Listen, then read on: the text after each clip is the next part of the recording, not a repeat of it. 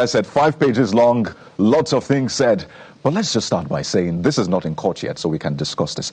What exactly is your grouse against Mr. Peter Obi and the obedience?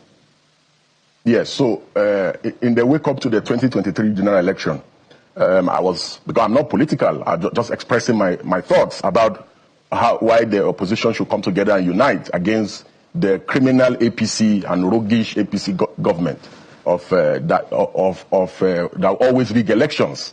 That if the opposition is divided, that there's no way they can win. I was just expressing my political thoughts and views.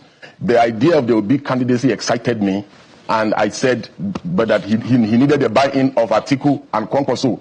I even urged Kwankwaso to deputize Obi.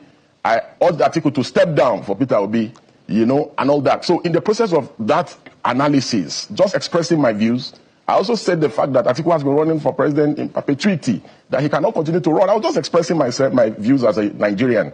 So then Peter Obi all of a sudden started trying to reach out to me to meet me. But at that time I was out of the country. I think I was in Dubai or somewhere. So, but he was persistent in reaching out to me. And I was avoiding him. But, I didn't want to see him because I didn't want it to look like, because I've expressed my views, which seems to be like almost in his favor, he now wants to see me and corner me to be one of his supporters. I don't want to support any politician because I'm not partisan. Because some people are already even resigning from activism and joining him. So I didn't want to join his bandwagon. But I was excited by the idea of Peter Obi because, of course, Southeast has not produced a president in a very long time, except after post-independence anyway. So I was excited. So subsequently, I made some further views. And this time around, he was more persistent. So one of his aides, a journalist, reached out to me. So we subsequently met. And I said, yes. He first recommended me for some of my views and all that and said that it would be exciting to work together. I said, I'm not working with anybody. But I now made some observations about the things that he has been accused of doing in the past. Corruption. Sarah reporter reported the story where his staff was caught with money. He tried to explain it, but I was not satisfied. Then I also raised the issue about these issues of him using state resources in Anambra to invest in his family business. His explanation to me in his defense was that he had resigned from the company before he became a governor. I was flabbergasted. I couldn't just wait to get up to leave the place. I'm like, how can a man that wants to be president of Nigeria not see the clear abuse? You understand? That he has abused his office to do such a thing. He was justifying it. He didn't see anything wrong in it. I was completely disgusted. So eventually, I didn't want to disrespect him, so I wanted to leave.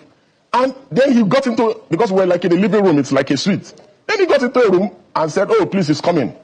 That he wants to go inside the room and he has something for me. So he brought one envelope or something like that.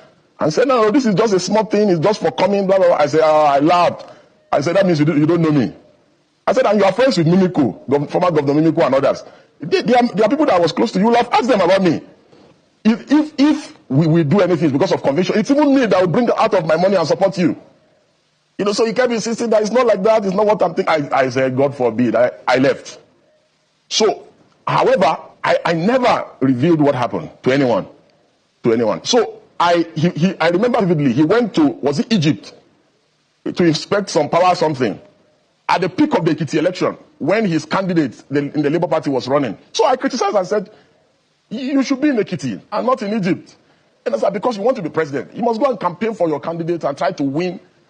His aides, some of these young boys that are around him, started insulting me that the reason why I'm criticizing him now is because that I was saying that he was okay, he was good. That the reason why I'm criticizing him now is that I brought a proposal to him and I demanded, is it 200 million or something? And that he told me that. I said, me?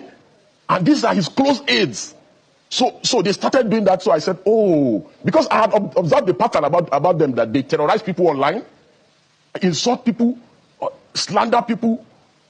His mob, his obedient mob, were practically uncontrollable during the last election. So I said, okay, so these people do not even want dissent of any kind of criticism of their candidate of any kind. I said, I'm not going to even leave Tinubu alone and now face them. Because we cannot have a situation in our country or in our polity where political extremism becomes the order of the day. And Nigerians are living witnesses to the things that eventually happened to the build-up of the last election. We have never had this kind of toxic political experience. Aside the Buharis, after the Buharis, the obedient mob is the most toxic political movement that we have ever witnessed in this country. They threaten Supreme Court judges. Court of Appeal court judges, threatening artists, threatening Professor Wole Soyinka, insulted everybody in this country because of Peter. And so, and what are the things I said? Everything I said is true. In a civil suit or criminal suit of defamation, justification, truth is a defense. What are the things I said? I said he's a political fraud, that he's paraded himself as a messiah. Of course, he is a political fraud. Didn't he swear that he will never leave Abga? That any day he leaves Abga, let something which I won't want to say on TV. Then he left Abga. The only thing that I forgot to say, among the things that he should now add to his defamation suit, is that he's a political prostitute. Hobnobbing. And look at what he said about the people that he wanted to defeat in the last election. He said they operate a structure of criminality, but today he's with them.